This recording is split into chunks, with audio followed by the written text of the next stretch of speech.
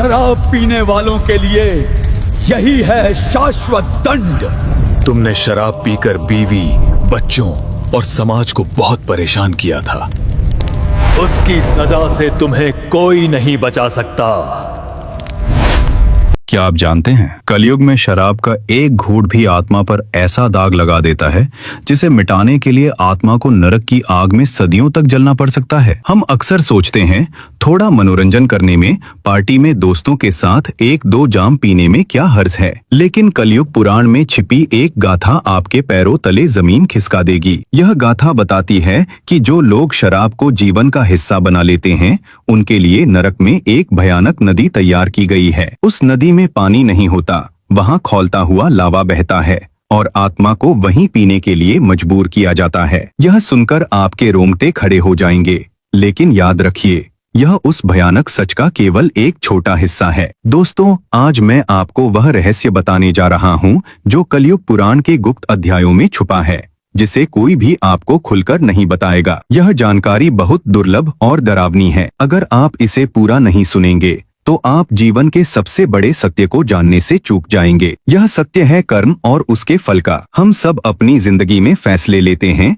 कुछ सही कुछ गलत, लेकिन कुछ गलतियां ऐसी होती हैं जिनकी सजा इस जीवन में नहीं मिलती बल्कि मरने के बाद मिलती है। क्या आपने कभी सोचा है, एक छोटी सी पार्टी का मजा आपके लिए अनंत काल का दर्द बन सकता है। हर व्यक्ति को एक दिन अपने कर्मों का हिसाब देना पड़ता है, चाहे वह राजा हो या साधारण इंसान। लेकिन नरक की सजा क्या है और यह प्रक्रिया कब शुरू होती है? क्या मौत के तुरंत बाद या यमलोक पहुंचने पर? सच यह है, यह प्रक्रिया उसी क्षण शुरू हो जाती है जब यमदूत पहली बार आपकी आत्मा को लेने आते हैं। और शराब पीने वालों के लिए यह अनुभव और भी भयानक होता है। गरुड़ पुराण और अन्य शास्त्रों में वर्णित है, पुण्य आत्मा को लेने यमदूत सौम्य रूप में आते हैं, लेकिन जिसने मदिरा जैसे पाप किए हों उसके लिए उनका स्वरूप बहुत विकराल होता है। उनकी आंखें कोयले की तरह जल रही होती हैं, हाथ में लोहे के मोटे पाश होते हैं और उनके शरीर से ऐसी दुर्गंध आती है जो किसी भी जीवित प्राणी को क्षण भर में मूर्छित कर सकती है। पापी आत्मा शरीर छोड़ने को तैयार नहीं होती। वह अपने परिवार, अपने घर को देखकर चीखती है, लेकिन यमदूत दया नहीं दिखाते। वे बलपूर्वक आत्मा को शरीर से खींच निकालते हैं, जैसे कसाई जानवर की खाल खींचता है। यह पीड़ा इतनी भयानक होती है कि आत्मा हजारों बिच्छुओं के एक साथ डंक मारने जैसा दर्द महसूस करती है। अगर आप भी यह जानकर हैरान हैं कि एक आदत का परिणाम इतना भयानक हो सकता है, तो कमेंट में लिखिए जय श्री हरि। लेकिन यह तो बस शुरुआत है। आत्मा को घसीटते हुए यमदूत ले जाते हैं, लेकिन कहाँ? सीधे यमलोक नहीं। यात्रा का सबसे पहला और सबसे दर्दनाक पड़ाव अभी बाकी है। एक ऐसी नदी जिसे पार करना लगभग असंभव है और यहीं पर शराब पीने का पहला दंड मिलता है। उस भयानक नदी का नाम है वैतरणी। शास्त्रों में इसे पार करना सबसे कठिन बताया गया है, लेकिन कलयुग पुराण की गाथा कहती है शराब पीने वाली आत्मा के लिए यह नदी और भी भयानक हो जाती है। इसमें पानी नहीं होता, इसमें मवाद, रक्त और मलमूत्र का मिश्रण बहता है। उससे ऐसी तीखी और सड़ी हुई गंध आती है जो शराब की गंध से लाखों गुना ज्यादा घिनौनी होती है। यमदूत उस आत्मा को नदी में धकेल देते हैं। खौलते तरल में गिरते ही आत्मा ऐसे तड़पती है जैसे किसी को गर्म तेल की कढ़ाई में फेंक दिया गया हो। लेकिन रुकिए, क्या आप जानते हैं कि आत्मा इस नदी को पार करने की कोशिश में सबसे ज्यादा डरती किस चीज से है? यह नदी का गर्म तरल नहीं है, यह उसमें मौजूद मांस भक्षी जीव भी नहीं है। ये कुछ ऐसा है जिसकी आप कल्पना भी नहीं कर सकते। ये सुनकर आपके रोंगटे खड़े हो जाएंगे। असल में आत्मा को नदी के उस पार अपने पूर्वज दिखाई देते हैं। वे वहाँ खड़े होते हैं, शर्म और दुख से आखिर झुकाए। उन्हें कष्ट हो रहा होता है क्योंकि उनके वंशज के इस पाप के कारण उन्हें भी पितृलोक में अपमानित होना पड़ता है। अपनी वजह से अपने पूर्वजों को कष्ट में देखना यह आत्मा के लिए शारीरिक पीड़ा से भी बड़ा मानसिक दंड होता है। यह वही रहस्य है जो पुराणों में गहराई से छिपा है। आज की भागदौड़ भरी जिंदगी में लोग इन बातों को भूल चुके हैं। अगर आप यह वीडियो बीच में छोड़ देंगे तो आप कर्मों के उस सबसे बड़े रहस्य को जानने से चूक जाएंगे जो आपकी आने वाली पीढ़ियों पर भी असर डालता है। लेकिन यह तो बस शुरुआत है। वैतरणी का कष्ट झेलने के बाद आत्मा को एक भयानक जंगल से गुजरना पड़ता है, जहाँ के पेड़ पौधे भी मांस भक्षी होते हैं। और अब होता है सबसे डरावना हिस्सा। यह कोई साधारण जंगल नहीं है, इसे कर्तन वन कहा जाता है। अर्थात काटने वाला जंगल। यहाँ के पेड़ों के पत्ते तलवार की धार जैसे पैने होते हैं। जमीन पर घास की जगह नुकीले भाले उगे होते हैं। जैसे ही आत्मा इस जंगल में प्रवेश करती है, यमदूत उसे तेज दौड़ने पर मजबूर करते हैं। हर कदम पर हजारों भालों की चुभन होती है। भागते हुए पत्ते शरीर पर गहरे घाव करते हैं। आत्मा चीखने पर मजबूर हो जाती है। लेकिन सबसे भयानक बात यह नहीं है, सबसे डरावनी है वो आवाजें जो इस जंगल में गूंजती हैं। क्या आप जानना चाहेंगे वो आवाजें किसकी होती हैं? वे किसी और की नहीं, बल्कि धरती पर रह रहे उसी के परिवार वालों की होती हैं। उसकी पत्नी, बच्चे और माता पिता की रोती बिलखती आवाजें जो उसे शराब छोड़ने की मिन्नतें कर रहे होते हैं, ठीक वैसे ही जैसे वे पृथ्वी पर किया करते थे। आत्मा को अपने ही कर्मों से परिवार को दी गई पीड़ा की गूंज सुनाई देती है। वह गूंज लाखों गुना ज्यादा तीव्रता से सुनाई देती है। यह मानसिक पीड़ा शारीरिक घावों से कहीं ज्यादा दर्दनाक होती है। हमारे 90% दर्शक कहते हैं इन वीडियो को देखने के बाद जीवन को देखने का नजरिया ही बदल गया है। अगर आपके साथ भी ऐसा हो रहा है तो इस वीडियो को अपने किसी प्रियजन के साथ साझा करें जिसे इसकी जरूरत हो सकती है। इस जंगल की असहनीय पीड़ा सहने के बाद आत्मा पूरी तरह टूट चुकी होती है। लेकिन यमदूतों की यात्रा अभी समाप्त नहीं होती। अब उन्हें आत्मा को यमलोक के 16 द्वारों से गुजारना होता है। हर द्वार पर एक नई और पिछली से भी ज्यादा भयानक परीक्षा इंतजार करती है। और पहला ही द्वार ऐसा होता है जिसे देखकर आत्मा दोबारा मृत्यु के लिए भीख मांगने लगती है। यमलोक का पहला द्वार माया दर्पण कहलाता है। यहाँ कोई शारीरिक कष्ट नहीं दिया जाता,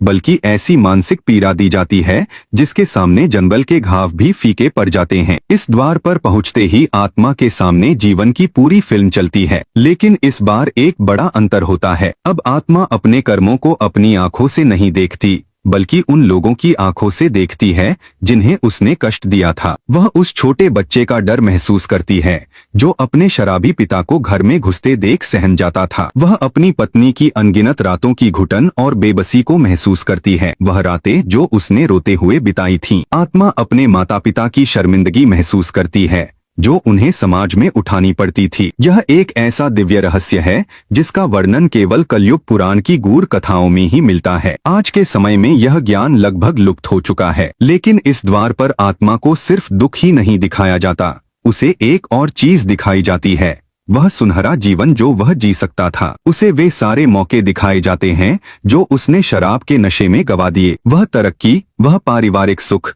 वह सम्मान जो बस कुछ ही दूरी पर थे, लेकिन नशे ने सब छीन लिया। अपने ही कर्मों का यह घिनौना सच और खोए हुए अवसरों का पछतावा आत्मा को अंदर से जलाकर राख कर देता है। इस द्वार की मानसिक पीड़ा सहने के बाद आत्मा लगभग विक्षिप्त हो जाती है। लेकिन ये तो सिर्फ पहला द्वार था। ऐसे 15 और द्वार पार करने के बाद जब आत्मा यमराज की सभा में पहुंचती है, तब उसे पता चलता है कि उसकी असली सजा अब शुरू होने वाली है। चित्रगुप्त जब उसके कर्मों का लेखा जोखा खोलते हैं तो उसमें एक ऐसा पाप लिखा होता है जो शराब पीने से भी बड़ा माना गया है, और वह पाप उसी के नशे की हालत में हुआ था। यमराज की विशाल सभा में इतना सन्नाटा था कि अगर एक सुई भी गिरती तो उसकी गूंज ब्रह्मांड में सुनाई देती। धर्मराज यम अपनी स्वर्ण जड़ित गद्दी पर विराजमान थे। उनका तेज इतना प्रचंड था कि आत्मा सीधे उनकी ओर देखने का साहस भी नहीं कर पा रही थी। सभा के मध्य में चित्रगुप्त खड़े थे, हाथों में एक विशाल बही खाता लिए जिसके पन्ने स्वयं समय की धूल से बने थे। आप भी सोचते होंगे शराब पीने से बड़ा ऐसा कौन सा पाप हो सकता है? क्या किसी की हत्या या फिर ईश्वर का अपमान?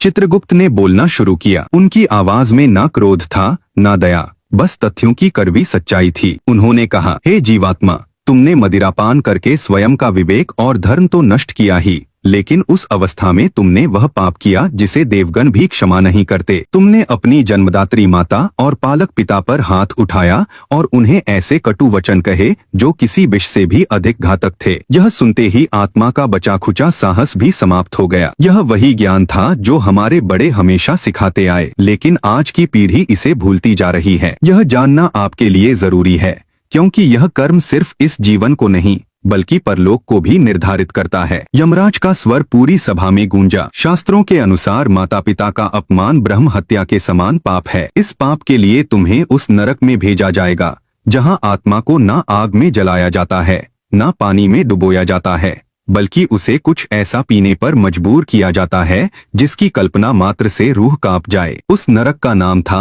अहपान कुंड। वहां आत्मा को ले जाकर लोहे की जंजीरों से चट्टान से बांध दिया गया। चारों ओर हजारों अन्य आत्माएं चीख रही थीं। यमदूतों ने एक विशाल कड़ाही में सीसा, लोहा और तांबा पिघलाना शुरू किया। जब वह धातु उबलते लावे की तरह लाल हो गई तो उसे एक बड़े पात्र में भरा गया और आत्मा की ओर बढ़ाया गया। आत्मा यह दृश्य देखकर कांप उठी। उसने दया की भीख मांगी, लेकिन वहां सुनने वाला कोई नहीं था। यमदूतों ने लोहे की गर्म सरियों से उसका मुंह जबरदस्ती खोला और उस खौलते धातु को उसके मुख में डालना शुरू कर दिया। लेकिन इस दंड की सबसे बड़ी तकलीफ जलन नहीं थी। सच्चाई आपको हैरान कर देगी। उस धातु के हर घूंट के साथ आत्मा की आंखों के सामने वही दृश्य घूमता जब उसने अपने माता पिता को अपमानित किया था। उसे अपने पिता का असहाय चेहरा दिखता और अपनी माँ की आंखों में आंसू। शारीरिक पीड़ा के साथ अपने कर्मों का यह मानसिक पश्चाताप उस दंड को 1000 गुना अधिक भयानक बना रहा था। सदियों तक यह दंड भोगने के बाद जब यमराज को लगा कि आत्मा का अहंकार कुछ कम हुआ है तो उसे वहां से निकाला गया। लेकिन उसकी सजा अभी खत्म नहीं हुई थी। अब उसे एक ऐसे क्षेत्र में भेजा जाता है जहां उसे अनंत काल तक भूखा प्यासा भटकना है और उसके सामने उसका पसंदीदा भोजन रखा होता है। यह एक अंतहीन रेगिस्तान था जहां दूर दूर तक सिर्फ सूखी धरती थी और कुछ भी नहीं। आत्मा को वहां छोड़ दिया गया। उसे असहनीय भूख और प्यास लगी हुई थी। तभी अचानक चमत्कार हुआ। उसकी आंखों के सामने धरती के सबसे स्वादिष्ट पकवान प्रकट हो गए। शीतल जल से भरे सुंदर पात्र भी दिखाई दिए। आत्मा पागल होकर उनकी ओर दौड़ी। भूख और प्यास ने उसे व्याकुल कर दिया था। लेकिन जैसे ही उसने भोजन छूने के लिए हाथ बढ़ाया, सारा भोजन और पानी राख और रेत में बदल गया। यह क्रम बार बार दोहराया गया। हर बार वह आशा से दौड़ती और हर बार उसे निराशा ही मिलती। ये सजा उसी कर्म का सीधा फल थी जो उसने पृथ्वी पर किया था। उसने अपना धन और समय शराब ने बर्बाद किया और अपने परिवार को भूखा प्यासा रखा। आज वही भूख और प्यास उसे अनंत काल तक दी गई थी। अगर आप भी मानते हैं कि कर्मों का फल इसी तरह मिलता है तो कमेंट में लिखिए ओम यमाय नमः। देखते हैं कितने लोग इस शाश्वत नियम पर विश्वास करते हैं। लेकिन जिस तरह पापियों के लिए भयानक नरक है, वैसे ही पुण्य करने वालों के लिए अद्भुत स्वर्ग भी है। क्या आप जानना चाहते हैं कि निस्वार्थ दान करने वाला किस स्वर्ग में जाता है, या श्रीमद् भगवत गीता का पाठ करने वाली आत्मा कैसे बैकुंठ में श्री हरि के दर्शन करती है? यह रहस्य हम जानेंगे अपनी अगली आत्म रहस्य की गाथा में। तब तक के लिए जागरूक रहिए और धर्म के मार्ग पर चलते रहिए। धन्यवाद।